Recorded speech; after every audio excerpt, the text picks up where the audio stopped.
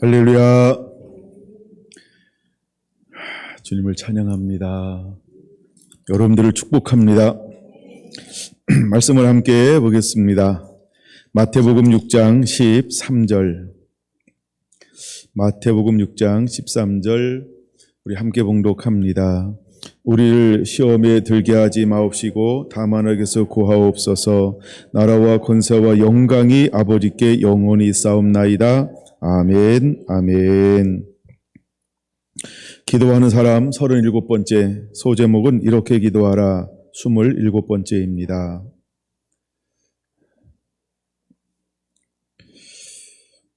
기도하는 사람을 시작하고 주기도문만 가지고 지금 27번째 말씀을 나누고 있어요.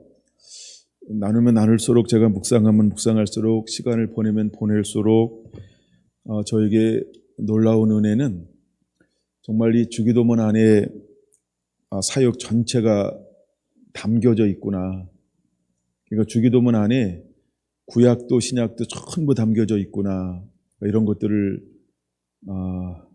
보게 하시고 느끼게 하시고, 그래서 얼마나 흥분되어지는지 몰라요. 이제 이게 다만 악에서 구하옵소서가 이제 거의 마지막 부분이거든요. 그리고 나라와 권세와 영광이 아버지께 영원히 있사옵나이다. 이게 또 어떻게 하나님이 저한테 풀어주실지는 기대합니다. 아직 제가 이것을 한 발을 옮겨놓지 않았기 때문에 계속 다만 악에서 구하옵소서를 하나님 이렇게 말씀을 보게 하는데 너무 놀랍고 너무 감사했어요. 우리가 악에서 구하옵소서라고 할 때 악이라고 하는 것은 사단을 말합니다. 그럼 우리가 사역할 때 반드시 어떤 일이 일어나냐 하면 사단은 방해할 것이다. 사단은 우리 앞에 장애물을 갖다 놓을 것이다. 장애물 정도가 아니고 우리를 올무를 놓고 할 수 있으면 사단은 우리를 죽이려고 할 것이다. 죽이는 방법이 여러 가지가 있어요. 그것 중에 하나가 어떤 우리를 인간적으로 쌓아왔던 모든 것을 다 벗겨버리는 거예요. 예. 그래서 우리를 완전히 웃옷을 벗겨서 취하는 것처럼 아가서 5장에 나오죠. 8절, 9절, 8절 저는 웃옷을 취하는 것처럼.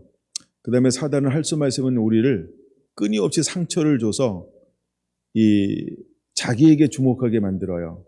그래서 계속 상처를 줘서 이 싸움에서 사도 바울과 같이 내가 날마다 죽노라가 하지 아니하면 이길 수 없을 정도로, 욥처럼 하나님이 전부가 되지 아니하면 입술로 범죄하게 만들 수밖에 없도록 끊임없이 그렇게 우리를 몰아갈 거라는 거예요. 그래서 이렇게 기도하라라고 말할 때 예수님은 그냥 처음부터 어떤 일이 일어날 것인지를 이 주기도문, 우리가 말하는 소위 주기도문의 안에 그 놀라운 비밀들을 전부 담아 놓았다는 거예요. 왜 우리가 시험에 들지 말게 하옵소서라고 기도해야 할까? 그래서 시험에 들지 말게 하옵소서는 두 가지 면이 있다 그랬어요. 하나는 긍정적인 면이 있고 하나는 부정적인 면이 있다. 근데 긍정적인 면이라고 하는 것은 우리가 신앙과 믿음이 자라남을 위해서, 성숙함을 위해서, 그래서 조금 더 부족함이 없고 온전하게 하기 위한 긍정적인 면이 있어요. 우리를 고난을 통해서 순종을 배워 온전케 하셔가지고 정말 하나님의 나라와 의와 영광을 그대로 비추기를 원하는 놀라운 하나님의 사랑이 그 속에 담겨져 있는 거죠. 근데 또 하나 부정적인 면이라고 하는 것은 우리를 끊임없이 이제 육과 혼의 영역을 흔들어 놓아요. 그래서 우리가 육과 혼의 영역, 근데 우리는 육을 벗어버릴 수가 없어요. 그렇죠? 영은 거듭나고 속사람은 날마다 새로워져도 육은 벗어버릴 수가 없어요. 여러분, 육을 벗어놓고 살아다니는 사람들이 있을까요? 물론 하나님이 은혜 주셔가지고 이렇게 갑자기 이렇게 어떤 여행을 하는 사람도 있다라는 그 책들이 있는데 그런 경우 아니면, 근데 우리는 실제적으로 우리는 이 땅에 살면서 육을 가지고 있어야 되는 거죠. 근데 육의 소욕이라고 하는 것은 뭐냐 하면 욕심인데, 이 욕심은 잉태한즉 죄를 낳고 죄가 장성한즉 사망을 만들어내는데 어디로부터 시작되냐 하면 육으로부터 시작이 돼요. 그래서 우리는 끊임없이 시험에 들게 하지 마옵시며, 그래서 자기를 부인하지 않는 한 이 싸움에서는 이길 사람이 아무도 없다는 거예요. 돈이 많아도 이길 수 있는 것도 아니고 대통령 자리 뭐 세계 대통령 자리에 앉아도요. 예, 아니 별 5개 달아도 이걸 이길 수가 없는 거예요. 예. 그래서 우리가 끊임없이 우리는 시험에 들게 하지 마옵소서라고 끊임없이 하나님을 의지하고 또 의지하고 나를 쳐서 복종시키는 이 삶을 살아내야 하는 것이죠. 그 다음에 이제 더 중요한 거, 다만 악에서 구하옵소서. 이제 모든 우리가 이것을 이겼는데도 불구하고 또다시 뭐가 남아있냐 하면 악이 남아있는 거야. 악이라고 하는 것은 어떤 의미가 있다 그래서요. 사단이다라는 거예요. 사단. 그래서 사단이 우리를 끊임없이 유혹합니다. 자, 이제 오늘 이 말씀을 지난번에 봤던 마태복음 13장으로 좀 더 보려고 합니다. 마태복음 13장으로 한번 넘어가 볼까요? 마태복음 13장에는 7가지의 주옥 같은 비밀의 말씀, 즉 비유의 말씀이 소개가 되어지고 있어요. 그 중에 첫 번째가 이제 우리가 밭의 비유라고 말합니다. 근데 이 밭은 무엇을 말하는 걸까요? 우리의 심령을 말하죠. 그래서 4종류의 사람이 있다라는 거예요. 그래서 사람들을 하나님이 쫙 봤더니 몽땅 4종류라는 거예요. 근데 정말 하나님께서 찾는 마음의 밭은 어떤 사람일까요? 30배로 60배로 100배로 결실할 수 있는 옥토, 좋은 밭, 이 밭을 하나님이 찾고 있는 거예요. 그러면 저와 여러분들은 어떤 밭이어야 할까요? 여러분 좋은 밭이어야 합니다. 이것이 단순히 희망사항이 되는 것이 아니고 우리가 실제로 좋은 밭이어야 할 줄로 믿습니다. 좋은 밭은 말씀을 듣고 지키는 겁니다. 그리고 인내하는 거예요. 여러분 왜 인내가 필요할까요? 왜 인내가 필요할까요? 좋은 밭은요, 시험이 없는 게 아니에요. 어려움이 없는 게 아니에요. 환난이 없는 게 아니에요. 끊임없이 자기를 죽여야 할 일을 만날 거고, 마음에 부닥칠 거고, 자기 생각과 안 맞을 거고, 자기 형편과 안 맞을 거고, 자기 힘과 능력이 모자라. 근데 그것을 인내하는 거예요, 인내. 우리가 지난주라고 그랬죠. 지난주 우리가 빌라델피아 교회를 봤던 것처럼, 거기가 어떤 게 특징이라 해서 3장 10절, 요한계시록, 적은 능력을 가지고도 적은 능력을 가졌단 말이에요. 근데도 어떻게 했다고요? 인내했다는 거예요, 인내. 그 인내가 뭘까요? 적은 능력을 가지고 지켜냈어요. 뭘 지켜냈어요? 거긴 2가지를 지켜냈다라고 말씀하고 있지 않나요? 첫째, 내 말을 지켰다. 이렇게 말을 해요. 그러니까 말씀을 지켜낸 거예요. 하나님의 말씀을 지켜냈어요. 여러분가 말씀을 가지고 지키는 자의 나를 사랑하는 자니 진짜죠? 다만 악에서 구하옵소서 할 수 있는 거예요. 근데 우리가 이것을 위해서 먼저 뭘 해야 되냐 하면 미리미리 기도를 저축해 놔야 돼요. 우리를 시험에 들게 하지 마옵시고 다만 악에서 구하옵소서. 왜? 우리가 걸어가야 할 그 길에 반드시 2가지 영역이 다가올 거라는 거예요. 하나는 시험, 하나는 악. 그래서 마귀가 다가와요. 수없이 우리의 육체의 소욕과 끊임없이 싸울 거예요. 그래서 사도 바울은 날마다 죽는데요. 내가 그래서 뒤에 있는 건 다 잊어버리고 오늘도 앞에 있는 걸 향해서 달려간대요. 내가 예수님을 알면 알수록 내가 가지고 있는 모든 것을 자꾸 배설물로 여겨서 버린대요. 여러분 나를 매일매일 비우지 아니하면 부르심을 향하여 달려갈 수 없는 그 길을 말하는 거예요. 그래서 악이라고 하는 것은 끊임없이 우리를 연연하게 만들어요. 세상에 묶으려고 만들어요. 육은요, 막 세상에 딱 붙고 싶은 이 속성이 있어요. 딱 달라붙은 거예요. 안정을 원해요. 편안함을 원해요. 안락을 원해요. 이게 육이라고 하는 거예요. 육은요, 자기 만족에 빠지기를 원하는 속성을 가지고 있어요. 그리고 육은요, 넘치는 것을 막 또 이렇게 희망하는, 그런, 아무리 밥을 많이 먹어도 배 안 나오지 않는 이런 희망사항 있죠? 이런 희망사항을 갖다 주는 게 육이라고 하는 거예요. 밥 먹으니까 배 나오잖아요. 이게 당연한 건데, 그렇죠? 제가 요새 청바지를 하나 샀어요.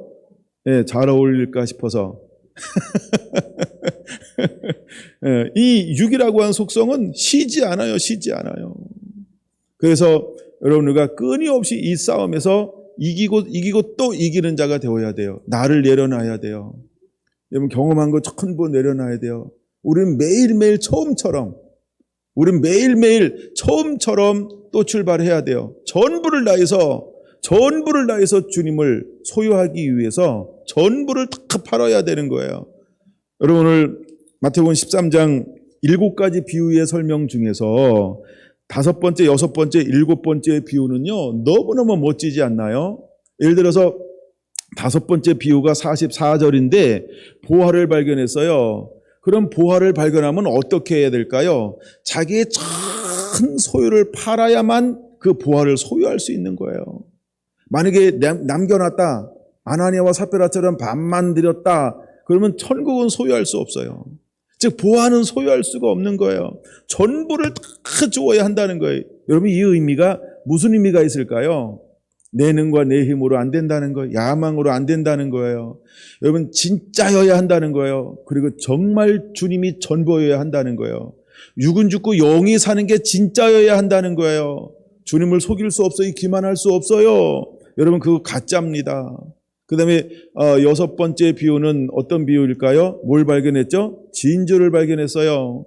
보화를 발견하든 진주를 발견하든 어떻게 해야 그것을 소유할 수 있게 될까요? 자기의 소유를 전부를 팔아야 돼요. 소유를 판다 이 말이 무슨 말이에요? 내가 이미 가지고 있는 것이 내 소유가 아닙니다 하고 전부 내려놓아야 한다는 거예요. 여러분 나를 비워야 한다는 거예요. 나를 비워야 한다는 거예요. 내가 무엇인가 옛날의 것, 경험적인 것, 과거적인 것을 가지고 또다시 새로운 것을 소유하려고 한다면 그걸 소유할 수 없다는 거예요. 천국은 내 경험으로 소유하는 거 아니에요. 천국은 내가 은혜 받았으니까, 어떤 내가 사역을 했으니까, 그것 가지고 소유할 수 있는 게 아니라는 거예요. 매일매일 새로워지지 아니하면 천국은 소유할 수 없다는 거예요. 그 다음에 7번째 비유는 그물 비유입니다. 여러분 그 그물을 던질 수 있지요? 그러면 그냥 지 맘대로 걸려요. 근데 지 맘대로 걸려도 마지막 7번째 비유에서는요, 좋은 것과 나쁜 것과의 분리를 하고 있는 거예요. 그래서 좋은 것은 그릇에 담고 못된 것은 버리느니라 이렇게 말씀을 하고 있어요. 여러분 이제 마지막에 우리는 복음을 증거하러 나갈 때 어디로 갈까? 그냥 가는 거예요. 가서 그물을 던지는 거예요. 그러면 준비된 영혼들이 그 복음을 듣고 반응하게 될 거예요. 준비되지 않은 영혼들은요, 바리새인들처럼 내가 그 귀신의 왕 바알세불을 힘입어서 쫓아낸 것 아니냐, 뭐 이렇게 말하기 시작할 거예요.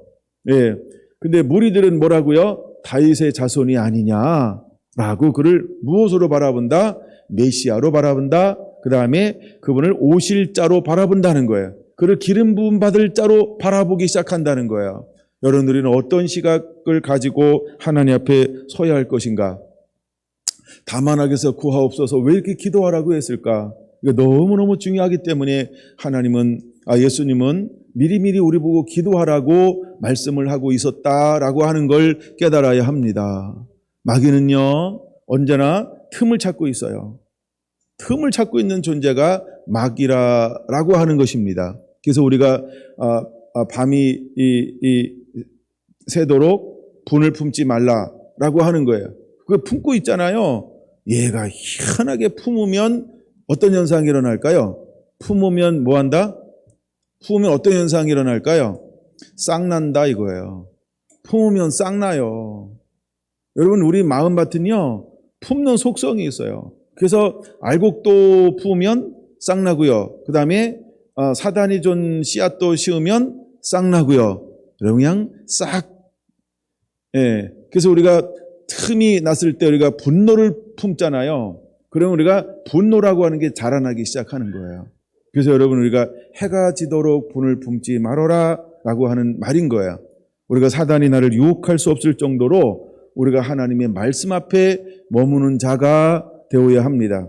그리고 그분 앞에 철저하게 모든 것을 내려놓는 자가 되어야 합니다.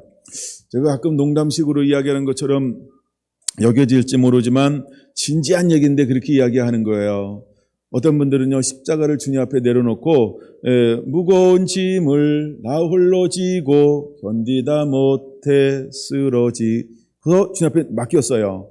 근데 집에 갈 때 어떻게 한다고요? 다시 짐을 지고 가고 있어요. 그렇죠? 이럴 때 한장하겠네 이래야 되는데 여러분 무거운 짐은 한번 내려놓으면 그거 연연하지 마세요. 그걸 뭘 자꾸 지려고 그래요. 그렇죠? 주님 우리에게 뭐라고 말합니까? 내 멍에를 메고 내게 배워라. 내 멍에는 쉽고 가볍다라고 하는 거예요. 여러분 무거운 거 좋아합니까? 쉽고 가벼운 걸 원하십니까? 근데 머리하고 삶하고 또 다르죠. 네, 머리는 가벼운 걸 좋아하는데 실제는 무거운 걸 줘야 아이고 안성맞춤. 안성에 가지마. 네, 딴 데서 맞춰요. 너무 그걸 편안해 하는지 몰라요. 왜? 오래도록 이거랑 친숙해 있으니까. 그래도 너무 편안함을 느끼나 보죠. 여러분 수고하고 무거운 짐은 내려놓고 다시 짊어지는 것이 아니라는 것입니다. 자, 이제 첫 번째 비유를 다시 한번 좀 깊이 좀 보려고 합니다.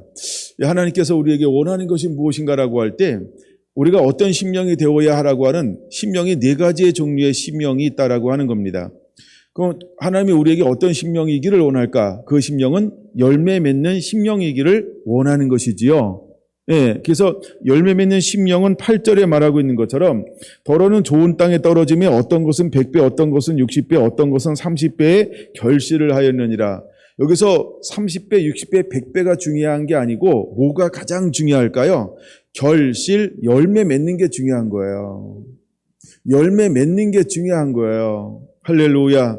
여러분 마지막 때 하나님이 찾는 사람들은 어떤 사람이냐 하면 열매 맺는 사람을 찾는 거예요. 어떤 열매 맺는 사람을 찾을까요? 천국의 열매를 맺는 사람을 찾는 거예요. 이사야 4장 하나님이 극산품 포도나무를 심었는데 어떤 포도를 맺어요? 들 포도를 맺혔거늘. 이스라엘을 말하는 거예요. 여러분 하나님은 우리가 무엇 되기 원합니까? 극상품 포도나무이기를 원하는 거예요. 요한복음 15장 내가 내 안에 있으면 많은 열매를 맺거니와 나를 떠나서는 아무것도 할 것이 없느니라. 여러분 열매 맺는 가지는요 그냥 나무에 붙어 있어요. 근데 열매 맺지 못하는 가지는 주인에 의해서 전지 잘라짐을 당해서 밖에 버려진다라고 말하고 있어요. 여러분 우리에게 가장 중요한 것 중에 하나가 무엇이냐 하면 열매라고 하는 것입니다. 우리의 정체성을 아는 것 중에 하나가 무엇이냐 하면 열매로 그를 알리라 이렇게 말하고 있어요. 여러분 우리가 주장하는 것 가지고 몰라요. 뭘 가지고 안다고요? 열매를 통하여 우리의 정체성을 알 수 있다라고 하는 거예요. 근데 우리의 무엇을 보면 우리를 알 수 있냐 하면 언어를 보면 알 수 있다는 거예요. 언어는 두 가지 언어가 있어요. 실제로 이 말의 언어가 있고 또 하나는 행동의 언어가 있어요. 행동의 언어가 있고 말의 언어가 있어요. 그래서 우리가 말이라고 하는 것은 어디서 나오는 거예요? 마음에서 나오니 이렇게 말하죠. 그러니까 그 마음에 그 생각 속에 무엇이 담겨져 있고 쌓여져 있고 형성되어져 있느냐 그것이 무엇으로 나온다? 첫째, 소리로 나옵니다. 둘째, 때로는 눈빛, 때로는 얼굴 형태, 때로는 손, 때로는 발, 때로는 몸짓 이게 행동의 언어로 내 마음에 쌓아놓은 것이 비춰지게 되어져 있어요. 그렇죠? 그러므로 여러분 우리는 이제 어떤 열매를 맺는 자가 되어야 할까요? 나는 좋은 열매 맺고 싶어요. 이런데 쌓아놓은 게 뭐예요? 안 좋아. 그러면 좋은 열매를 맺고 싶은 곳은 청바지예요. 여러분 희망사항을 가지고 허무하게 살지 않게 되기를 바랍니다. 우리의 언어는 굉장히 중요해요. 우리의 몸짓은 실제로 중요합니다. 이게 우리의 실제라고 하는 거예요. 가시떨기를 가지고 있는 이 밭은 좋은 밭이 되기 쉽지 않을까요? 가시떨기를 가지고 있는 심령들은 정말 열매 맺고 싶지 않을까요? 근데 가시떨기는 열매를 맺기는 맺는데 어떤 열매를 계속해서 맺어질까요? 가시떨기가 가지고 있는 열매는 다른 거 아니에요. 이생의 자랑이라고 하는 열매를 자꾸. 근데 자기는 이생의 자랑이라는 열매를 맺고 싶어 할까요? 아니에요. 근데 속에 들어있는 것이 밖으로 퉁 나와서 나중에 딱 따보면 뭐예요? 네, 세상의 자랑, 재리의 유혹, 각종 욕심이라는 자꾸 열매로 갑자기 순식간에 보여요. 근데 자기 자신은 그걸 보일까요? 안 보일까요? 안 보여요. 그래가지고 그냥 씨름하면서 그 열매를 맺히는 거예요.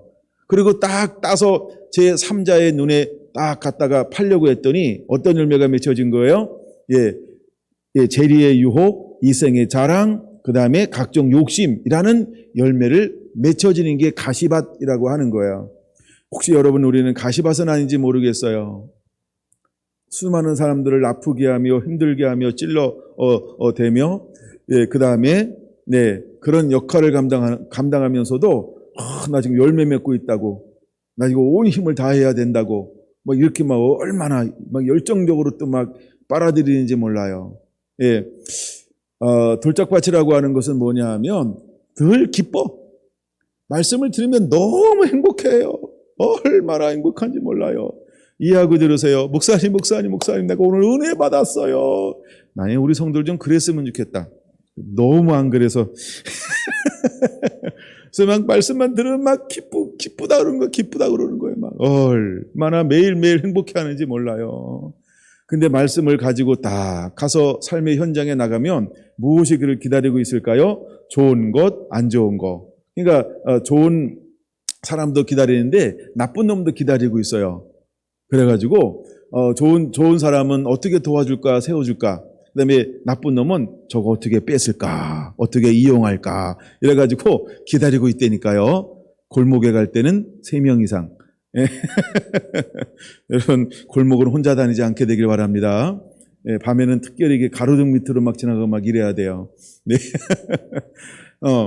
그래서 기쁨으로 받았는데 그 말씀을 내가 받았기 때문에 이건 진짜예요. 내게 떨어진 씨는 하나님의 말씀을 말하거든요. 그게 내 마음에 심겨진 씨는 진짜라는 거예요. 근데 내가 진짜를 가지고 있기 때문에 나쁜 놈이 와서 계속해서 무엇을 하는 거예요? 어떻게 하면 빼앗을까? 그래서 그 말씀을 빼앗으려고 내게 어떻게 다가오냐 하면 환난으로, 핍박으로 다가오기 시작하는 거예요. 그래서 이것을 가지고 막 지켜내려고 막 노력하는데 환난이 내 힘보다 너무 세. 언제나 좋은 밭은 그러면 힘이 더 세서 사단을 이길까요? 아닙니다. 내가 세기 때문에 시험과 미혹과 사단의 괴계를 이기는 게 아니고 내가 할 수 없어 능력 주신 자 예수 안에서 그분을 의지함으로 그는 이겼던 거예요. 그럼 여러분, 우리가 혹시라도 돌짝밭이라고 한다면 무엇을 배워야 할까요? 주님을 의지하는 법을 배워야 하는 거예요. 내 능과 힘으로 할 수 없어 주님을 의지하며 주여 도우소서. 제가 오늘 오전에 다윗의 자손이라고 하는 걸 마태복음을 통해서 쭉 찾아봤어요. 거기서 가장 중요한 거가 뭘까요? 다윗의 자손이야. 그 다음에 또 하나 나오죠. 불쌍히 여겨 주옵소서, 이런 거예요. 여러분, 안 불쌍한가 봐. 좀 주님이 불쌍히 여겨줘야 돼. 주님이 긍휼히 여겨줘야 돼요. 그러니까 주님의 긍휼이라고 하는 은총이 임하니까 이길 수 있는 거예요. 좋은 밭에 환난이 없을까요? 아이고, 말도 많아요. 돌짝밭보다 환난이 막 똑같이 와. 어떤 거 더 심해. 왜? 끝까지 견디니까. 근데 돌짝밭은 하다 말거든. 야, 얘는 뭐 겁만 주면 그냥 까무러치냐 이래가지고 그냥 힘도 안 쓰고 뺏겨버려. 근데 이 옥토는요, 그냥 사단의 온 힘을 다하는데도 안 돼요 막 이러고 막 안 돼요. 얼마나 이걸 갖고 씨름하는지 몰라. 이게 좋은 밭이라는 거예요. 여러분, 씨름할 줄 알아야 돼요.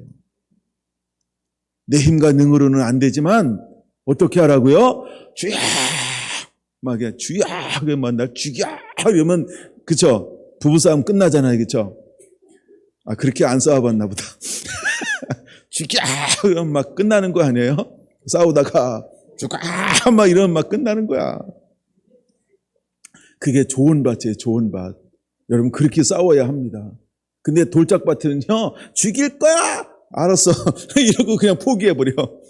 왜? 뿌리가 없어. 말씀에 견고하지 않아요. 은혜는 받긴 받았는데, 그냥 이게,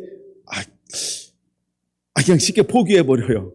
이게 그게 소중하다고 막 이거에 대한 애착이 없어요. 이거에 대한 막, 남의 자식인가? 그냥 막 반 짜겨서 달라고, 반만. 이래가지고 막 내놔요. 예. 자기 자식이면 절대 그렇지 않죠. 여러분, 우리가 진짜는요, 이 말씀을 쉽게 포기하지 않는 거예요. 진짜 사랑하면 이 말씀을 가지고요, 처절하게 씨름하는 거예요. 그것이 하나님을 사랑하는 거예요. 저는 요한복음 14장 보면서 예수님의 제자, 예수님의 사람이 되기 위해서 해야 될 특징 중에 하나가 뭐냐면 내 말을 가지고 지키는 자라야. 이게 특징이라는 거예요. 근데 빌라델피아 교회의 특징이 뭐예요? 내 말을 지키며 내 이름을 배반하지 아니하였다. 이렇게 말하고 있다는 거예요. 여러분 무슨 밭이기 때문에 버리지 않고 배반하지 아니할까요? 수많은 환란이 있어요. 수많은 박해가 있어요. 근데 배반하지 않아요. 그렇죠? 그들은 포기하지 않아요. 끝까지 인내하는 거예요. 왜 인내할까요? 나는 할 수 없을 때 날 사랑하시는 그분의 사랑을 바라보면 이걸 쉽게 놓을 수가 없는 거예요. 내가 할 수 있는 젖먹던 힘이 모자라 쫙 하고 막 신음소리를 낼 때 그때서 주님이 우리를 보시는 거예요. 아, 얘는 진짜구나. 주님이 도우시는 거예요. 여러분 내 힘을 쓸 수 있는 데까지 다 쓰세요. 그리고 그 이후에는요 주님을 그냥 바라보고 신뢰하세요. 주님이 도우실 것입니다. 주님은 아무도 빼앗기지 않을 거예요. 주님은 절대로 뺏기지 않는다라고 말씀하고 있어요. 여러분 이런 성경 구절들이 몇 군데 기록되어져 있어요. 그게 비밀입니다. 주님은 절대로 뺏기지 않을 거예요. 여러분 그걸 믿습니까? 그러면 여러분 씨름하세요. 그럼 거룩한 싸움을 하는 자가 되시기를 바랍니다. 근데 돌짝밭은요 싸우다가 말아요. 조금 막 얼레고 설레고 막 겁주고 막 압박하고 막 죽을래 살릴래 막 온탕 냉탕 막 해가지고 막 이렇게 하면요 아이고 자기가 알아서 기절해버려. 알아서 기절해버려. 아이고 그만해요. 내가 알아서 실토하니까 뭘 오네. 알아서 다 사인하고 막 그쵸 이렇게 예수의 이름 배반하고 막 자기가 없는 것도 자기가 막 만들어서 막 얘기를 해. 아이고 뭘 해주기 오네요. 그래가지고 막 부역자 자기가 막 도와줘요 마귀를.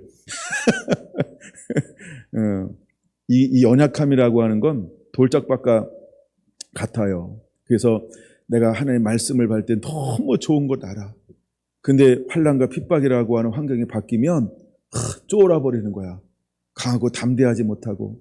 그래서 예수님의 제자들을 파송할 때마다 또한 하나님께서 사람들을 쓸 때마다 그들에게 하나 딱 요구하지 않아요? 강하고 담대하라. 내가 너와 함께 할 것이다. 여러분 이 대표적인 사람 중에 한 사람이 저는 여호수아가 생각이 나요. 여호수아는 이미 이제 이스라엘의 총 리더가 되기 전에 그런 아주 용맹스러운 군대 장관이었다는 걸 우리가 기억해야 합니다. 근데도 하나님께서 그에게 뭘 요구하냐면 강하고 담대하라. 강하고 담대하라고 하면서 하나님께서요 그에게 뭐 근육 뭐 이런 걸 막 키워주는 게 아니고요. 어디다가 초점 맞추라고 말씀하고 있어요? 그렇죠. 이 말씀을 묵상하라는 거예요. 내가 너에게 일러준 이 말씀을 주야로 묵상하고 이 말씀을 떠나지 말며 다 지켜 행하라. 그리하면 내가 너와 함께 할 것이다. 내가 형통할 것이다. 여러분 여호수아가 승리하는 비결을 어디다 두었을까요? 하나님이 막 체력을 갖다가 막 갑자기 막 등치를 크게 만들거나 근육을 만들거나 아니면 입에서 막 불이 나오거나 뭐 이런 거 아니에요. 아마 싸움의 기술의 검을 막 안 배웠는데 아가 막 저기 달인이 돼버려 싸움에 그렇게 만들어주지 않아요. 하나님이 무엇으로 그들을 인도합니까? 그렇죠? 강하고 담대하라. 그리고 내가 너에게 일러준 이 말씀을 지켜 행하고 좌로나 우로나 치우치지 말아라. 그러면 너는 내가 너와 함께 할 것이기 때문에 형통할 거야. 승리할 거야. 이렇게 말씀하고 있다는 거예요. 혹 여러분 우리가 가시밭 같은 심령이라고 한다면 길갓밭 같은 심령이라고 길갓은 빼. 그 다음에 우리가 돌짝밭이라고 한다면 이제 여러분 우리에게 요구하는 건 강하고 담대함이 필요한 거예요. 강하고 담대함이 필요한 거예요. 할렐루야. 바로 이 사람이 좋은 밭이라고 하는 거예요. 근데 참 가슴이 가장 아픈 사람은 어떤 사람이냐 하면 저는 언제나 가시밭이라고 생각해요. 두 번째 가슴이 참 아픈 사람이 누구냐 하면 돌짝밭이에요. 그리고 가슴이 참 아픈 사람이 길갓밭이라는 사람이에요. 길갓밭은 어떤 사람이냐 하면 그렇게 막 온갖 사랑을 다 주고 주옥 같은 생명의 말씀이 떨어져도 관심이 없어요. 그냥 눈만 벌렁벌렁 떠고 있어요. 관심이 없어요. 관심이 없어요. 깨닫지 못해요. 들을 수 있는 귀가 없어요. 볼 수 있는 눈도 없어요. 그래서 그냥 사단은 알아요. 지금 뭐가 떨어진다고? 생명의 씨앗이 떨어지네? 근데 내가 반응을 안 해요. 몰라봐요. 그러니까 바로 와서 채가는 거예요. 바로 와서 채가는 거예요. 난 이걸 누가복음 8장으로 보면서 너무 깜짝 놀라지 않았어요? 여러분 누가복음 8장 한번 다녀올게요. 누가복음 8장에는 이 부분을 뭐라고 말씀하고 있을까요? 12절, 8장 12절. 누가복음 8장 12절 찾으신 분 같이 한번 읽어보겠습니다. 시작. 길가에 있다는 것은 말씀을 들은 자니 이에 마귀가 가서 그들이 믿어 구원을 얻지 못하게 하려고 말씀을 그 마음에서 빼앗는 것이요. 전 이 사람 참 가슴이 아프죠. 내가 제일 가슴이 아픈 사람은 가시밭을 가지고 있는 사람이에요. 두 번째 제가 가슴이 아픈 사람은요, 돌짝밭에 있는 사람이고요. 세 번째 가슴이 아픈 사람들이 있는데 이 사람들이 바로 담을 쌓고 있는 사람들이에요. 도저히 눈은 있는데 못 보고 귀는 있는데 못 듣고 마음으로는 세상에 전부 빠져가지고. 근데 분명히 그러다가 그 마음밭에 뭐도 떨어져요? 생명의 말씀도 떨어져요. 근데 생명의 말씀에 어떻게 반응합니까? 반응하지 않아요. 반응하지 않아요. 근데 사단은 알아요. 사단이 왜 알까요? 웃자고 하는 얘기인데 굉장히 재밌는 이야기예요. 귀신같이 알아요. 귀신이니까 하는 거예요. 이게 생명인 거를.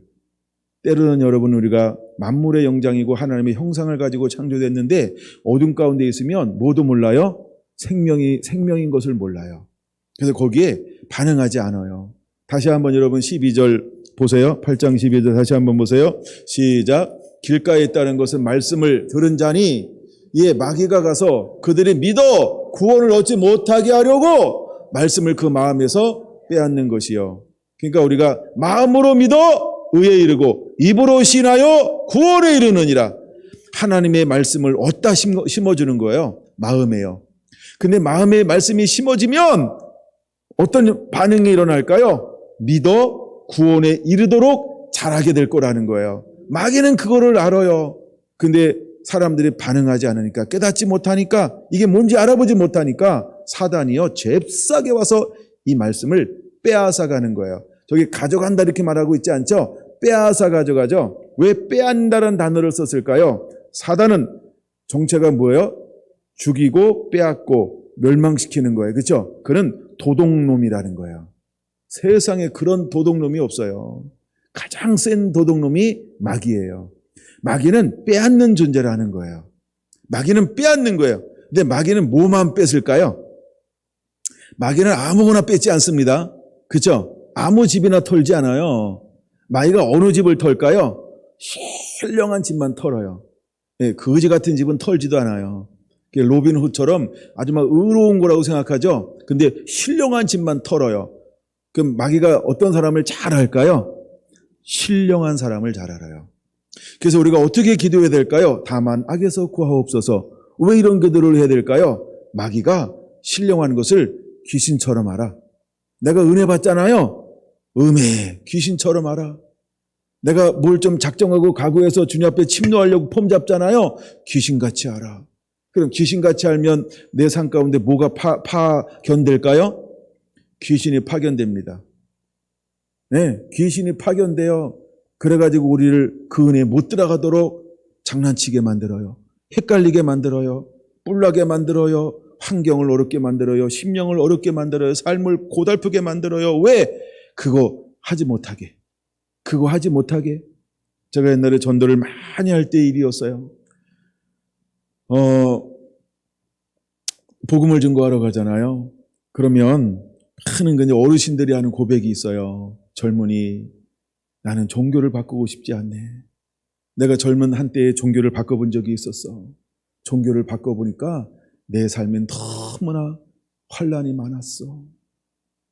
나는 이제 깨달았네. 종교를 바꾸지 않는 게 훨씬 낫다는 거를. 우와. 여러분, 이 고백이 마치 굉장한 경험에서 나오는 고백처럼 느껴질 수 있죠. 근데 그는 뭘 경험한 거예요? 그쵸? 이제 불교를 믿는 거예요. 복음을 증거하러 갔어요. 그래서 예수님을 믿고 신앙생활하기 시작했어요. 교회를 다니기 시작하니까 그 삶 가운데 무엇이 막 올까요? 갑자기 어렵고 힘든 일이 자꾸 일어나는 거야. 그 중에 대표적인 것이 무엇이냐 하면 사고가 일어나요. 각종 사고가 막 일어나요. 두 번째 어떤 일이 일어나는지 아시죠? 아이고, 안 아팠던 몸이요. 시름하더니 갑자기 아이고 허리야. 그래서 아야야야 자꾸 막 몸이 이렇게 막 아파오기 시작을 하는 거예요. 그래서 옆에 지나가는 친한 할머니 친구가 뭐라고 이야기할까요? 이봐 할멈 왜 이렇게 요새 가정이 힘들고 우환이 끼는 거야? 종교를 바꿔서 그래. 종교를 바꿔서 양신을 섬기면 안 되지. 그래서 양신 역사, 양신을 섬기면 안 되지 이러는 거예요. 그래서 신을 하나로만 하라고. 그게 짝신, 짝을 잘 만나는 게 아니고 그게 양신 역사라고 하는 게 그렇게 오는 거예요. 근데 실패한 사람들은 전부 다 어디로 갈까요? 옛집으로 다시 갑니다. 여러분 왜 옛집으로 찾아가는지 알아요? 이제 예수님께서 오셔서 한 귀신을 쫓아내버렸어요. 한 귀신을 쫓아내니까 깨끗해졌네? 깨끗해졌어요. 근데 뭘 아직 덜 모셨어요? 모신 건지 안 모신 건지 집을 소주해 놓고 뭘 안 모셨어요? 하나님을 안 모셨어요. 하나님을 안 모셨어요. 그러니까 마귀가 원래 주인처럼 여겼던 마귀가 다시 옛집을 한번 궁금해서 이렇게 와보니까 음에 영이 없는 거야. 이걸 빈집이라고 말합니다. 그랬더니 야, 나 혼자 있으니까 쫓겨나니까 안 되겠다. 친구들 좀 들어오자. 그러니까 쫓겨난 놈들이 여러 명이 있는 거야. 그래가지고 쫓겨난 귀신들을 함께 야, 내가 저기 쫓겨났어. 나 좀 도와줘. 이래가지고 걔들 막 할 일이 없으니까. 예, 남의 집 털자 이러면 막 기운이 막 나거든 마귀가. 그래가지고 야, 우리가 그 집에서 살자라고 해서 그 집으로 싹 들어가요. 그랬더니 형편이 어떻게 됐다고요? 전보다 더 완악해지는 거예요. 완고해지기 시작하는 거예요. 제가 전국을 다니면서 복음을 증거할 때 수많은 사람들을 만났을 때 이렇게 고백하는 사람들이 적지 않게 있었어요. 제가 교회를 건축을 하고 이제 우리 요 주변에 다니면서 어르신들을 만나서 복음을 증거할 때 지금은 이제 이사 간 지가 한참 되셨는데 그 어르신도 저에게 똑같은 패턴의 이야기를 하시는 거예요. 네. 매일매일 뭐 선물로 갖다 주고 또 생각나면 또 뭐도 갖다 주고 참 좋은데 종교는 바꿀 수 없어요. 나보고 먼저 얘기하더라고. 내가 예수님의 예자도 안 꺼내고 사랑 실천만 했거든요. 예, 그때는 먼저 나보고 하더라고요. 먼저 나 발 빼라고. 그냥 선물만 주고 예, 복음 얘기는 하지 말라고. 근데 최고의 선물이 뭐예요? 복음인데. 최고의 선물이 예수 그리스도인데 최고의 선물이 하나님의 말씀, 영생, 생명인데 그것만 빼고 육적인 것은 다 갖다 줘도 돼요. 저한테 이렇게 말씀하시더라고요. 근데 그 할머니 어르신이 꼭 제가 뭘 갖다 주잖아요. 그러면 그 다음에 뭘 또 가져와. 그럼 내가 또 갖다 드려요. 그럼 또 가져와. 또 갖다 드려요. 그럼 또 가져와. 막 이래요. 이야. 근데 다 썩을 거죠. 여러분 정말 우리가 무엇을 주기를 원할까요? 영원한 생명이요. 근데 여러분 이 길값밭은요 깨달을 수가 없어요. 볼 수가 없어요. 들을 수가 없어요. 관심을 두지 않아요. 그래서 저 12절의 말씀은요 굉장히 여러분에게 중요한 말씀이 되어야 한다는 거예요. 그래서 전부를 그냥 믿어 구원에 이르지 못하도록 아예 마음에서 빼앗아가는 거예요. 그 다음에 15절 보겠습니다. 15절 8장 15절 준비됐나요? 같이 읽습니다. 시작. 좋은 땅에 있다는 것은 착하고 좋은 마음으로 말씀을 듣고 지키어 인내로 결실하는 자니라. 할렐루야. 여러분 이제 우리 안에는 이 은혜가 그대로 임해야 할 줄로 믿습니다. 여러분 우리는 선한 마음인데 순종할 마음이요. 그대로 순종하겠습니다. 주님 뜻대로 살겠습니다. 라고 그대로 반응하는 거예요. 내가 하나님 말씀에 순종하겠습니다. 라고 반응하는 거예요. 무엇을 명하든지 주여 내가 그대로 하겠나이다. 라고 하는 이 착한 마음이요. 근데 이 사람은 어떻게 할까요? 말씀을 딱 듣고 들으면 그 다음에 뭐 할까요? 지키어낸다는 거예요. 말씀이 내 마음에 심겨지면 듣다 이 말은 말씀이 심겨지는 거예요. 심겨지면 어떻게 반응할까요? 그대로 지켜 행한다는 거예요. 그대로 삶을 산다는 거예요. 근데 이 삶을 살아봐서 살까요? 안 살아봤는데 살까요? 안 살아봤는데 사는 거예요. 여러분에게 묻습니다. 내일을 살아보고 오늘을 살아가는 사람 있나요? 내일을 바라본다고 내일을 살 수 있나요? 그쵸? 우리에게는 매일매일 오늘을 사는 거예요. 경험해보고 사는 게 아니에요. 그래서 믿음은 바라는 것들의 실상이요 보이지 않는 것의 증거니, 우리가 매일매일 믿음으로 발걸음을 옮겨놓는 자가 되어야 할 줄로 믿습니다. 믿음이라고 하는 것은 어떤 의미가 있냐면 신뢰, 의지 이런 의미가 있어요. 그래서 우리는 신뢰하는 거예요. 그분을 의지하는 거예요. 그래서 매일매일 새롭게 한 걸음 한 걸음 그분을 바라보고서 발걸음을 옮겨놓는 거예요. 이것을 우리는 지킨다라고 말하는 겁니다. 근데 우리가 발걸음을 옮겨놓는다고 다 승리하는 거 아니에요. 발걸음을 옮겨놓은 사람이 돌짝밭이에요. 발걸음을 옮겨놓은 사람이 가시밭도 발걸음을 옮겨놓아요. 나름대로 다 지켜요. 그렇죠? 나름대로 다 지켜요. 근데 무엇이 필요할까요? 인내가 필요한 거예요. 무엇이 필요하다고요? 인내가 필요한 거예요. 인내하는 거예요.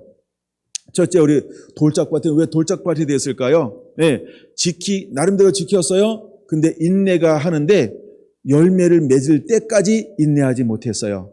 이걸 우리가 이렇게 표현할 수 있습니다. 하다 말았다는 거예요. 하다 말았다는 거예요. 만약에 우리가 주님 앞에 부름받은 다음에 100년을 쓰임받는다라고 하면 우리가 몇 년 동안 인내해야 할까요? 100년이요. 누구의 이야기일까요? 아브라함 이야기입니다. 아브라함은 75세에 부름받았어요. 그리고 하나님의 또다시 부름을 언제 받아서 주님 품에 안기나요? 175세에. 그러므로 여러분과 주님 품에 앉는 그날까지 아브라함처럼 우리가 한 100년을 믿음으로 살아가는 자가 되어야 할 줄로 믿습니다. 여러분, 사라는 몇 세의 부름을 받았을까요? 65세의 부름을 받죠. 10살 차이 나니까. 그러면 사라는 몇 세에 하나님의 부름을 받나요? 뭐 남이 사는 걸 뭐 관심 없다, 뭐 이런 표정으로 앉아 있는 거는 아니죠. 124세에 하나님 부름을 받아요. 그럼 왜 아브라함보다 50년 빨리 부름을 받았을까요? 아무도 모른다. 예. 그래서 내가 고민하기 시작했어요. 왜 하나님 사라를 왜 이렇게 일찍 데려가시나요? 90세 났잖아요. 그렇죠? 근데 왜 하나님 124세에 하나님 그를 데려가시나요? 왜 데려가시는 거예요, 하나님? 아브라함 2번 장가가라고? 이거 내가 너무 사고 치는 거죠, 지금. 예. 그런 의미는 아닐 거라는 생각을 했어요. 하여간 제가 묵상할 때는요, 5만 가지 생각을 다 해봐요. 좋은 쪽으로 생각해보고 안 좋은 쪽으로 생각해보고 하여간 다양하게 한번 묵상을 한번 해보는 거예요. 그러다가 제 안에 걸린 것이 하나 있어요. 뭐가 걸렸냐 하면 이삭에게 엄마의 영향력은 대단히 중요합니다. 그렇죠? 근데 하나님께서 아브라함을 주로 만나러 와요? 엄마인 사라를 만나러 와요? 그렇죠? 여러분, 오래 살고 있습니까? 하나님 만나는 사람이 되어야 합니다. 하여간 이유 중에 하나가 그거예요. 짧게 설명할게요. 길게 설명하면 어려워져요. 그 다음에 두 번째 생각을 내가 해봤어요. 두 번째 생각은 뭐냐 하면 이 사라가 80세가 됐을 때 아브라함에게 누구를 내어주나요? 그렇죠. 몸종, 하갈, 이방 여인을 내어줘요. 그랬더니 남편이 또 여자 말 잘 듣잖아요. 이래서 이스마엘을 낳았어요. 누구로부터 시작이 됐어요? 사레로부터 시작이 돼요. 사레로부터 시작이 돼요. 그가 왜 일찍 죽었을까라고 생각했을 때 그냥 제 머릿속에 떠오르는 것 중에 하나가 그 생각이었어요. 얘 오래 놔두면 안 되겠다. 물론 그는 정체성이 바뀌었어요. 사라로, 열국의 엄마로. 근데 열국의 엄마로 딱 정체성이 바뀌었음에도 불구하고, 물론 그도 나중에 저 뒤에 보면요, 믿음이 약해지지 아니하고 라고 해서 아브라함 믿음, 사라 믿음이 동등하게 취급받고 있어요. 근데도 하나님이 그를 일찍 데려가요. 50년 빨리. 그 이유 중에 하나가 뭐냐 하면 그냥 은혜 충만할 때 내 품에 안기는 게 너 훨씬 낫겠다. 이게 복입니다. 만약에 오래 살았다 그러면, 이건 가정이니까 듣고 잊어버려야 되는데, 오래 살았다 그러면 어떻게 될 가능성이 있을까요? 그쵸? 흔들 어떻게 될지 몰라요. 사단은요, 가만 놔두지 않아요. 이삭을 넘어뜨리는 방법 중에 가장 강력한 통로 중에 하나가 누가 통로로 쓰임받을 수 있을까요? 이 세상에서 가장 아름다운 이름이 있다라고 황수관 박사님이 한번 그 영상에서 말씀하신 적이 있어요. 가장 아름다운 단어. 근데 방청석에서 막 소리가 들려요. 사랑이요, 아름다움, 러브요, 뷰티풀이요 이러는데 꿋꿋하게 칠판에다 쓰죠. 뭐라고요? 마덜. 제가 어제 영상을 봤거든요. 발음이 그렇게 하더라고. 마덜 이렇게 쓰더라고. 엄마라는 단어요. 여러분, 우리에게 가장 큰 영향력을 미칠 수 있는 사람 중에 한 사람이 여자가 아니고요. 누구라고요? 엄마라는 거예요. 이삭에게 가장 사단이 다만 악에서 구하옵소서. 하나 더 할까? 시험에 들게 하지 마옵시며 다만 악에서 구하옵소서라고 할 때 이삭에게 영향을 미칠 수 있는 통로 중에 한 사람이 누굴까요? 엄마라는 거예요. 그래서 하나님께서 엄마를 일찍 품에 안은 것은 그가 신앙이 아주 좋을 때 하나님이 그를 데려가셨어요. 네, 그리고 이삭을 누구한테 맡겼을까요? 아빠. 왜 아빠에게 맡겼을까요? 흔들리지 않아요. 변함이 없어요. 그래서 이삭에게 이렇게 이야기하는 거예요. 창세기 26장. 아브라함도 내 말과 법도와 율례를 다 지켜 행하였느니라. 라고 말입니다. 근데 거기 빠진 사람이 있어요. 누가 빠졌을까요? 우리가 보통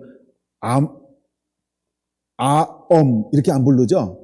엄빠 이렇게 부르잖아요. 그렇죠? 여러분, 우리는 늘 엄마를 앞세워요. 하여간 뭐 저도 그러니까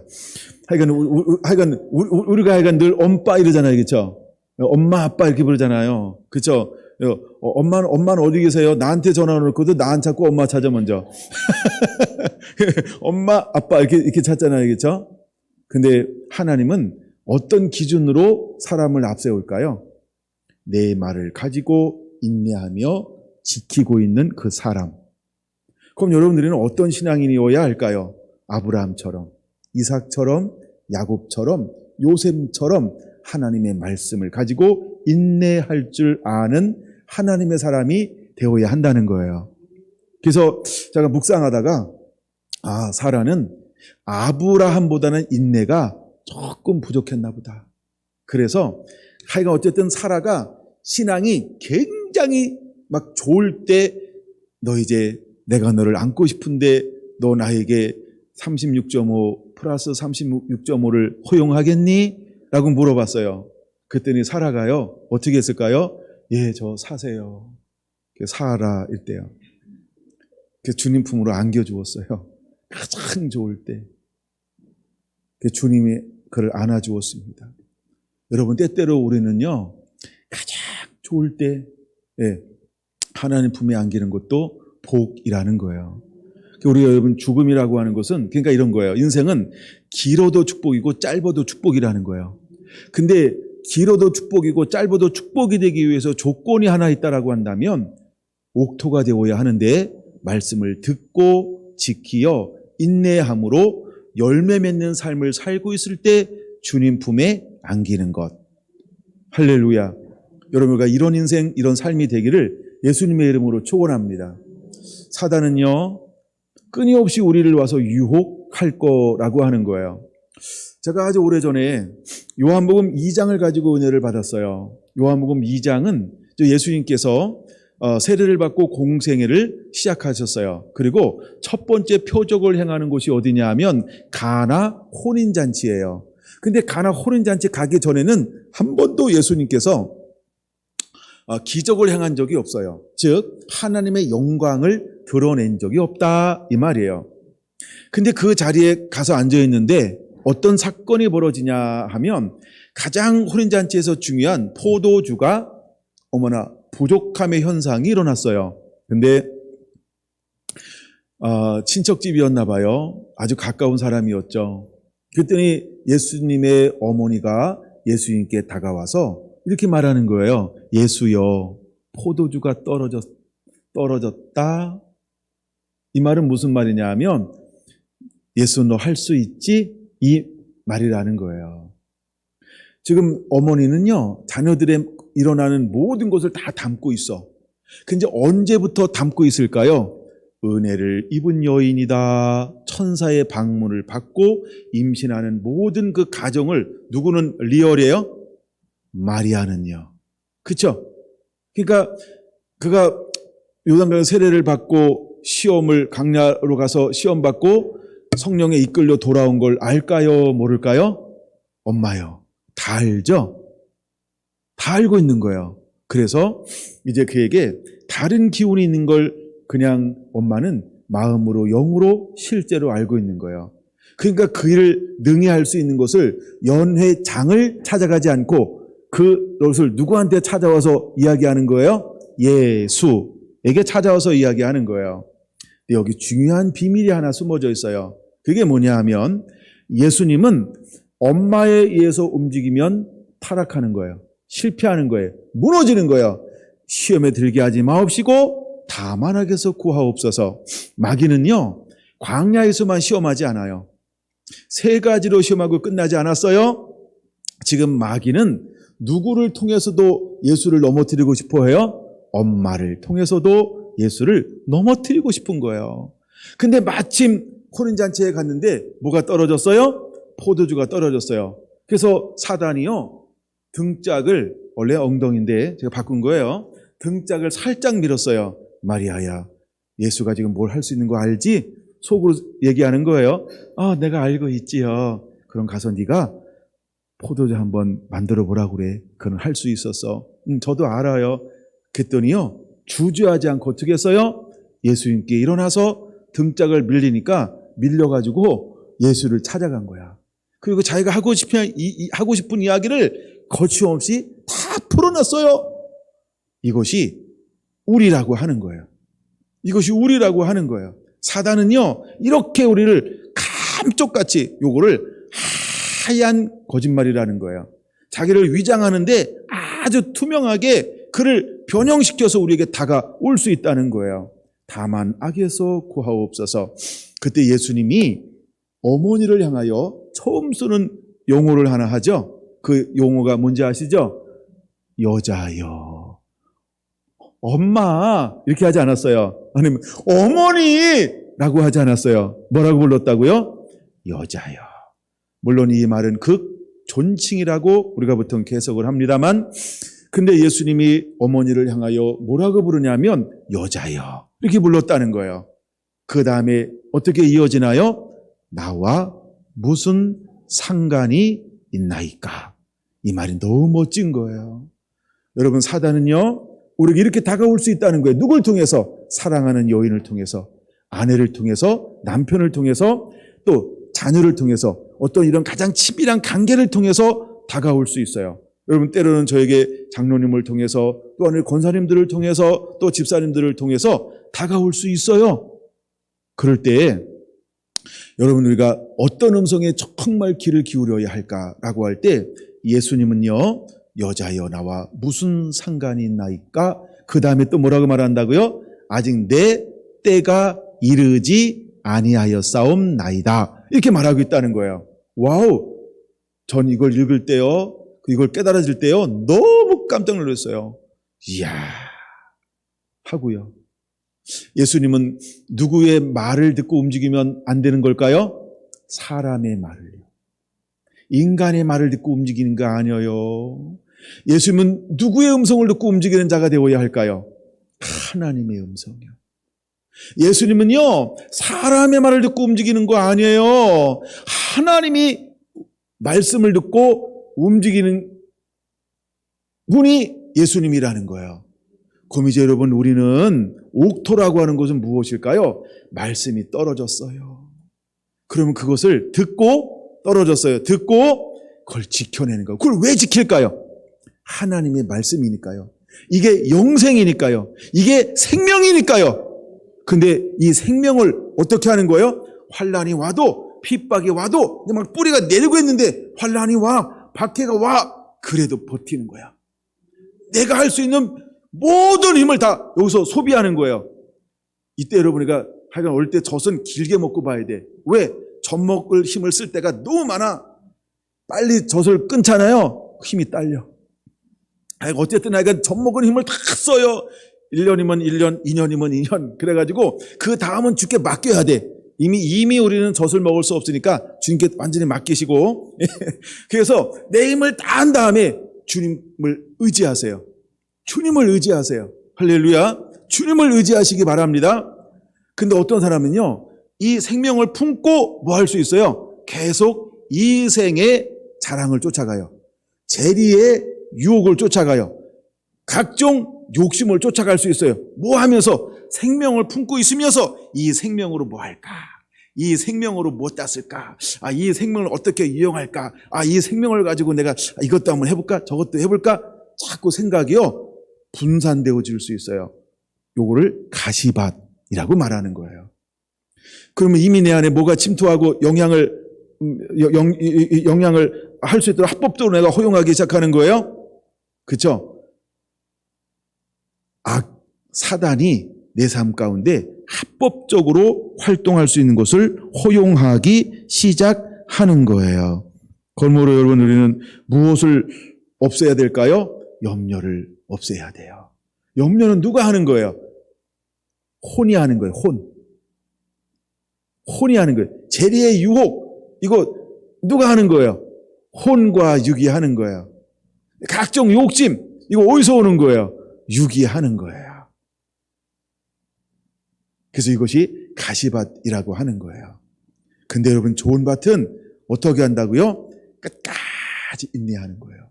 그래서 예수님께서 어머니를 향하여 외치는 것입니다. 여자여, 나와 무슨 상관이 있나이까? 내 때가 아직 이르지 아니하였나이다. 여러분, 우리가 제가 참 옛날에 이렇게 청년 때부터 정말 많이 들었던 이야기 중에 하나가 이런 이야기가 있어요. 성령보다 기도보다 앞서지 말자. 이런 말 들어본 적 있나요? 못 들으신 분 한번 손 들어보세요. 이런 말 처음 들어봤다 오늘. 아무도 없나 봐요.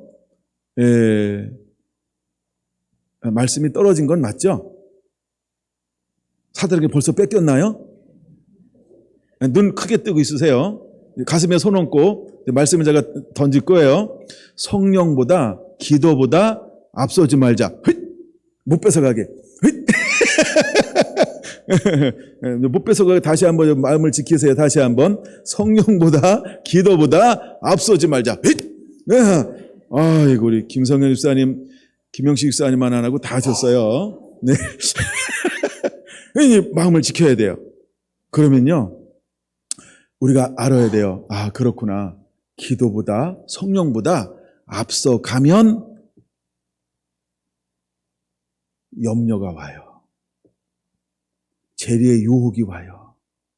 각종 욕심이 내 안에 찾아오는 거예요. 근데 이 좋은 밭은 어떻게 하는 거예요? 말씀이 딱 떨어지잖아요. 누가 뭐래도, 어떤 환경이 와도, 어떤 형편이 와도, 어떤 환난을 만나도, 내 몸이 어떤 처지에 처한다 할지라도 내 자존심 그런 거 없어요. 자존심 그런 거 없어요. 참 못난 인간 중에 하나가, 이제 신앙인 중에서 참 못난 인간 중에 하나가 누구냐 하면 자존심 센 사람이에요.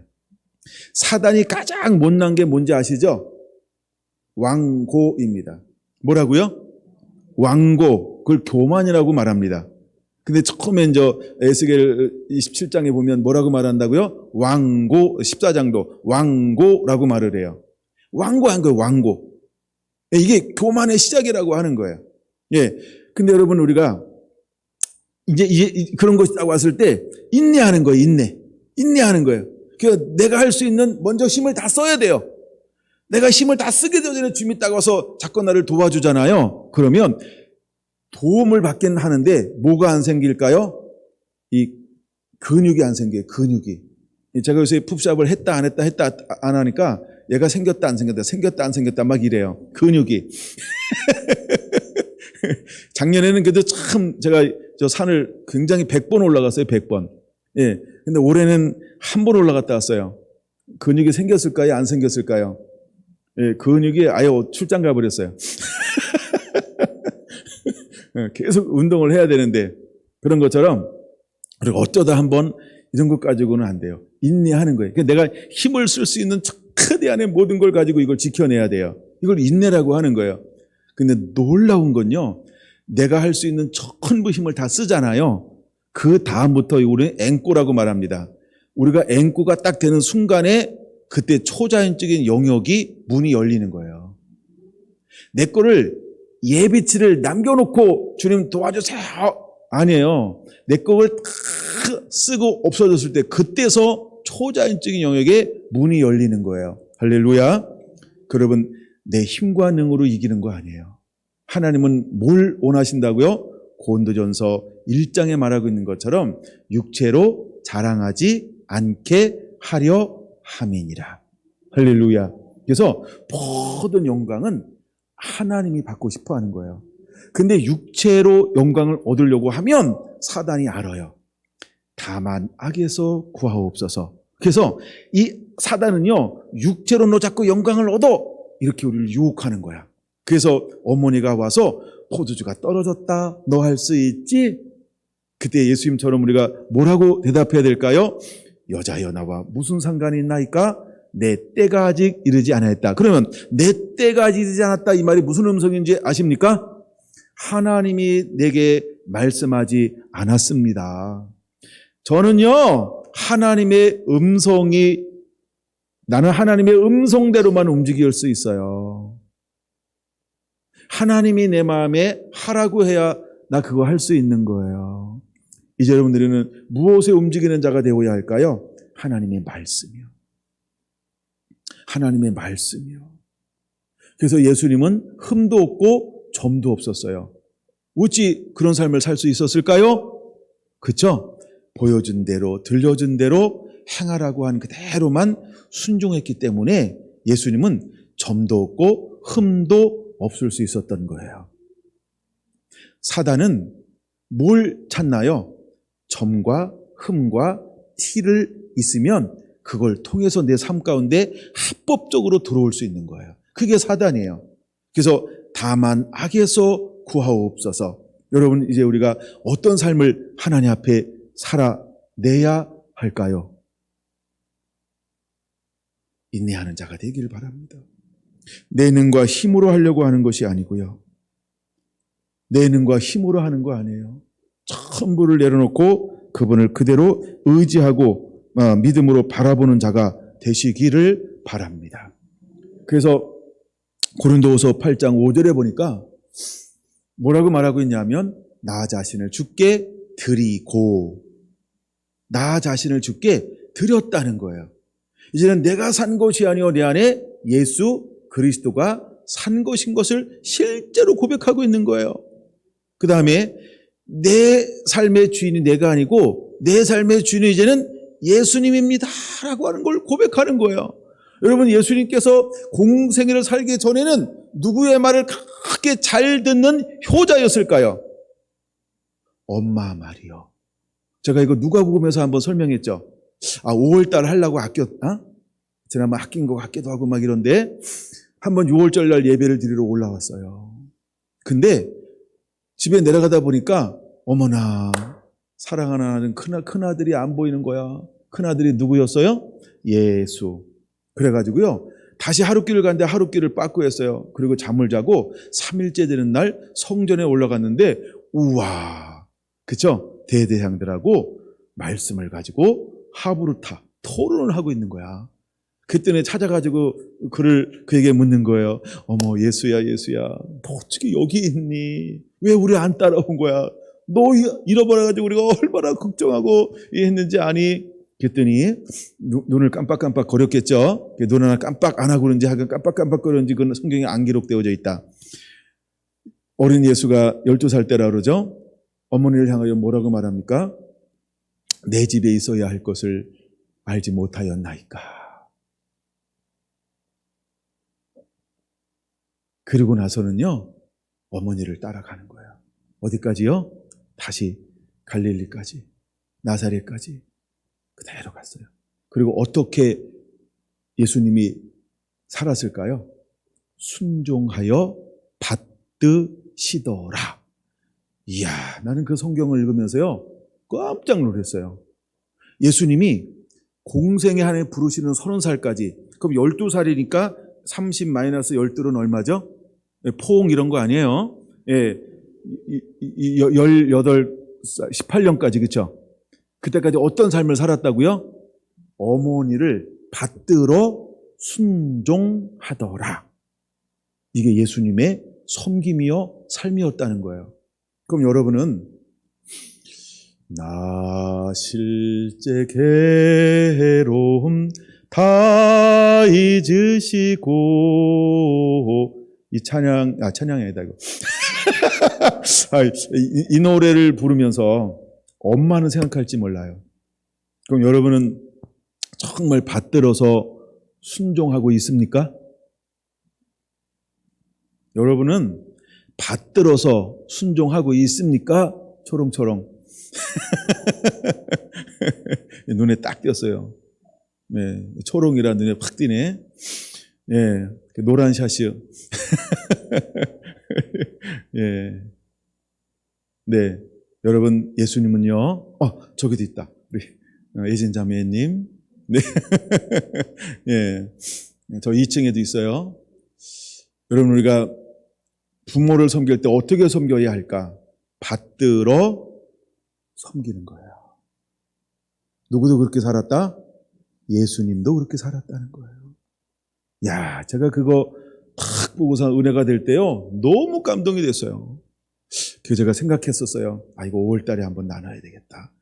근데 앞뒤 다 잘라버리고 막 찜만 나누니까 굉장히 은혜가 되죠. 도와주세요, 여러분. 네, 은혜가 되죠. 역시 우리 성결한 성들 너무 좋아요. 예, 이것이 바로 예수님의 삶이었다라고 하는 거예요. 근데도 예수님은 무엇보다 앞설 수 없었을까요? 하나님의 말씀보다 앞설 수 없었다는 거예요. 사단은요, 우리가 하나님의 말씀을 늘 앞서가도록 계속 유혹할 거예요. 우리를 끊임없이 흔들 거예요. 그래서 우리는 기도해야 한다는 거예요. 우리를 시험에 들게 하지 마옵시고 다만 악에서 구하시옵소서. 여러분 이렇게 기도를 쌓아놓길 바랍니다. 그리고 결정적인 그 상황이 딱 왔을 때 여러분 우리가 어떻게 해야 할까? 이거는 찾아보고 이제 여기서 말씀을 마칠게요. 예, 에레미야 17장으로 보겠습니다. 에레미야 17장으로 볼게요.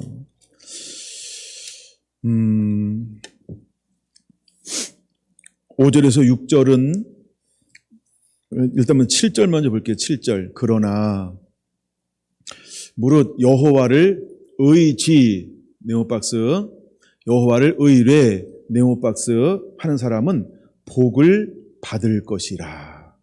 그래서 여러분 이제 좋은 밭이라고 하는 것은 어떤 사람이냐 하면 여호와를 의지하는 거예요. 여러분 우리가 기댈 수 있는 이렇게 벽이 있다는 거, 뭔가 기댈 수 있는 것이 있다는 건 굉장한 축복입니다. 홀로 있는 것처럼 외로운 게 없어요. 근데 우리가 기댈 수 있는 무엇인가 있다라고 하는 건 굉장한 축복이라고 하는 거예요. 근데 여러분 우리가 가장 기댈 수 있는 분이 있는데 그분이 어떤 분인지 아시죠? 바로 그분이 날 사랑하신 예수 그리스도인 겁니다. 그러므로 우리는 예수님을 의지하시기 바랍니다. 예수님을 신뢰하는 자가 되시기를 바랍니다. 할렐루야. 그러면 그 사람은요, 복이 있다는 거예요. 우리가 예수님을 신뢰하고 예수님을 의뢰하면 복이 있어요. 왜 복이 있을까요? 그 다음 절 볼 거예요. 8절 같이 한번 읽습니다. 그는 물가에 심겨진 나무가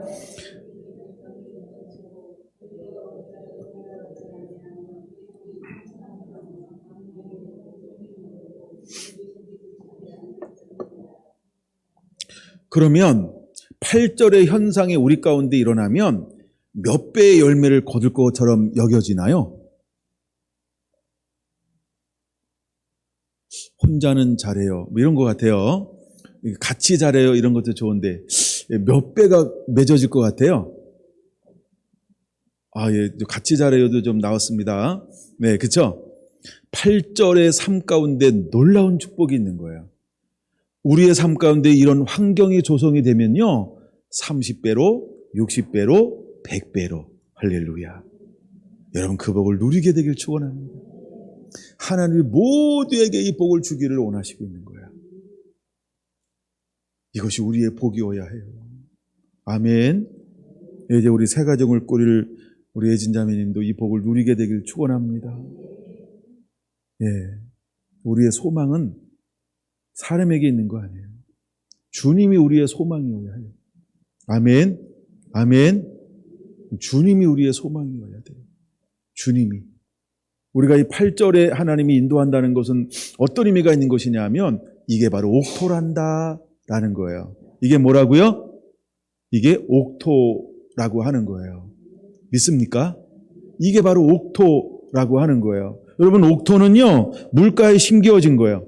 그래서 뿌리를 강변에 뻗치고 있는 거예요. 그래서 더위가 올지라도 두려워하지 않고 이 가뭄이 온다 할지라도 결실이 그치지 않는 거예요. 왜? 뿌리를 강변에 뻗치고 있기 때문에요. 할렐루야. 그럼 강변이라고 하는 것은 무엇을 의미할까요? 하나님과 어린 양의 보호자를 의미하는 거예요. 뭘 의미한다고요? 하나님과 어린 양의 보호자를 의미하는 거예요. 그 보좌에 누가 앉아 계실까요? 어린 양, 다윗의 자손 어린 양. 예수님이 앉아 계신 거예요. 그러므로 우리는 이렇게 기도해야 합니다. 다만 악에서 구하옵소서. 여러분 이제는 왜 기도해야 하는지를 알아야 합니다. 그러면 우리 가운데 하나님이 예비해 놓으신 어마어마한 걸 하나님은 우리에게 쏟아부어 주실 거예요. 제가 여러분 말씀드리지 않았어요? 이거 딱 볼 때 구약과 신약이 보였다고. 그냥 계속 말씀을 나누고 싶어요. 네. 이게 다만 악에서 구하옵소서예요. 여러분에게 은혜가 대로 더 임하게 되기를 원합니다. 아멘.